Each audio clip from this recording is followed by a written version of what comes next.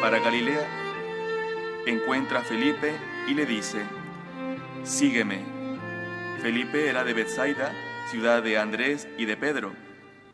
Felipe encuentra a Natanael y le dice: «Aquel de quien escribieron Moisés en la ley y los profetas, lo hemos encontrado, Jesús, hijo de José de Nazaret». Natanael le replicó: «¿De Nazaret puede salir algo bueno?». Felipe le contestó: «Ven y verás». Vio Jesús que se acercaba a Natanael y dijo de él: «Ahí tenéis a un israelita de verdad, en quien no hay engaño».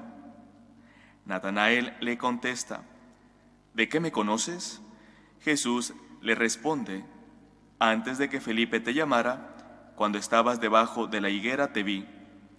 Natanael respondió: «Rabí, tú eres el Hijo de Dios, tú eres el Rey de Israel». Jesús le contestó: «Por haberte dicho que te vi debajo de la higuera, ¿crees? Has de ver cosas mayores». Y le añadió: «Yo os aseguro, veréis el cielo abierto y a los ángeles de Dios subir y bajar sobre el Hijo del Hombre». Palabra del Señor.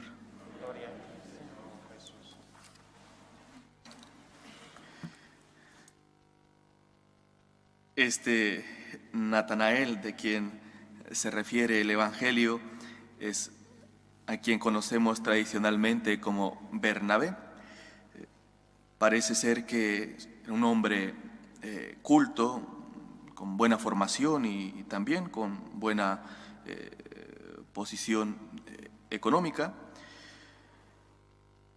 Del Señor dijo de una manera cosas muy bonitas: «Ahí tenéis a un israelita de verdad, en quien no hay engaño». Mas, sin embargo, creo que de entrada tenía pequeño defecto, esa soberbia que creo que todos tenemos en el corazón, aunque sea un poco de porcentaje y de la que tenemos que luchar todos los días para que no contamine nuestra relación con Dios. Pues así Natanael también, estoy seguro que después de haber conocido a Jesús, pudo con ese defecto de soberbia, porque pues se dedicó a Jesús, dio la vida por Cristo. ¿Por qué digo esto? Se nota en la pregunta que hace cuando Andrés le dice: «Hemos encontrado aquel de quien escribieron Moisés y los profetas». Y él dice inmediatamente: «¿De Nazaret puede salir algo bueno?». Seguramente, como muchos judíos, se habían hecho a la idea de que aquel que iba a venir a liberarles, el Mesías, pues, si es todopoderoso, tendría que venir mínimo en una familia, pues quizá con buena posición económica, en un lugar, en una ciudad, pues quizá con todas las comodidades.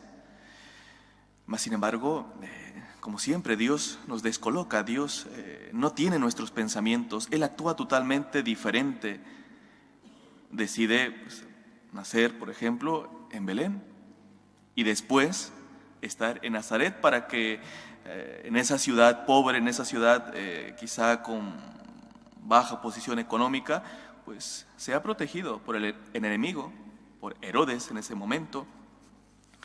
Y así es como Jesús va creciendo en este lugar hasta llegar a la vida pública. Y pues, Natanael, pues en ese momento pues, no concebía que pudiese estar el Mesías en Nazaret. Vuelvo a repetir, después del encuentro con Jesús hay una transformación, hay un antes y un después. Eso implica una vida nueva, eso implica renunciar al pasado, eso implica quitar todo prejuicio que puede contaminar un encuentro pleno con Dios. porque solamente en el Señor está la verdadera felicidad. Y esto es algo que cada uno de nosotros debe de trabajar todos los días. Ser conscientes, en primer lugar, que todos hay un porcentaje de soberbia. Porque esto es así, el pecado, el primer pecado ha sido la soberbia. Y tristemente está en nuestros corazones. Y por eso tendemos a caer, a inclinarnos al pecado, a hacer el mal. Porque si fuera totalmente inmaculado el corazón como Dios lo ha hecho, pues tan solo queríamos estar cerca de Dios, hacer obras buenas, pero tristemente pues también hay esa inclinación al mal. Y por lo tanto, en primer lugar tenemos que revisar que no estemos haciendo a Dios a nuestra imagen y semejanza y poniéndonos por encima de Dios. Y esto se revisa, por ejemplo, con nuestras obras, con nuestro comportamiento, cuando de repente ponemos excusas para no vivir lo que Jesús nos ha enseñado, o cuando dejamos de esforzarnos en vivir rectamente, o cuando vivimos una parte del mensaje de Cristo, pero hay otra que la omitimos porque es muy difícil. Perdonar a tu enemigo, rezar por el que te persigue, practicar la caridad, ver en el hermano más pequeño, más humilde, a ese Cristo necesitado. Cuando estas partes que son un poco más difíciles no se viven en tu vida, pues al final también hay una cierta rebeldía, una cierta soberbia que te impide vivir bien el mensaje de Cristo, y tienes que cuidar. Cristo nos descoloca, Dios nos descoloca. Nos gustaría un mensaje fácil para vivir, pero a veces es un poco más difícil, es un poco de más exigencia. Pero si somos humildes, sencillos, aceptaremos su mensaje, porque sabremos que allí está nuestra felicidad, ahí está el verdadero encuentro con Dios. Y no permitiremos por nada del mundo el que nuestras excusas, nuestra comodidad nos impida que nos encontremos plenamente con Dios. Revisemos todos los días nuestro corazón, que no caiga en la soberbia, que no nos hagamos en nuestra cabeza una imagen de Dios equivocada, algo que Él no es, sino la que Él nos ha enseñado, la que Él se ha revelado, la que da plenitud, la que exige, la que a cada uno de nosotros nos pide un compromiso diario de amor, de caridad, de misericordia. Tengamos en cuenta siempre ese mensaje pleno de Dios. Y así como tenemos esa relación con Dios, ese cuidado especial para que Él transforme nuestra vida, así también debemos de verlo hacia el prójimo.